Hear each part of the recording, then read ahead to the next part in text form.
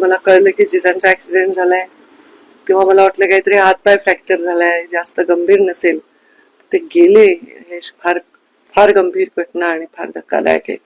मी अमित शहाचे कार्यक्रमात होते नांदेडमध्ये. माझे कार्यक्रम होते उद्या मुंबईत, परवा जबलपूरला मी जाणार होते. ते सगळं रद्द करून मी इथे आले.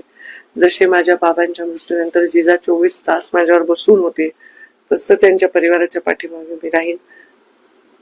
हा शब्द मी त्याला दिलाय. त्यांचा मोठा मधला धाकटा मुलगा तो जपानला गेलेला होता. त्याची वाट बघतायत सगळे अंतिम संस्कारासाठी. जिजाचं जाणं हा फार मोठा लॉस आहे. असे माणसं परत बनत नाहीत.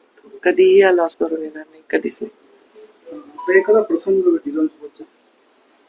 काय जिजांसमोर खूप प्रसंग आहे. लहानपणापासून मी जिजाला बघते. जिजाई लहान होते, तरुण असतील आणि आम्ही लहान असू. लग्नाच्या माझं केळवण घातलं होतं मोठं त्यांनी. माझं लेकरू झालं त्यांनी. माझ्या प्रत्येक जीवनाच्या कार्यक्रमात जिजा होते. आणि बाबा गेल्यावर मात्र ते मला आधी ताई म्हणायचे, पण साहेब गेल्यापासून ताई साहेब. कधीच त्या माणसाने दुसऱ्या शब्दाने मला हाक मारली नाही. कधीच त्यांनी मला उलट उत्तर दिलं नाही. कधीच त्यांनी आवाज चढवून बोलले नाही. अत्यंत सज्जन, सालस आणि गोड माणूस. अशी माणसं नाही आहेत अजून, शक्य नाही.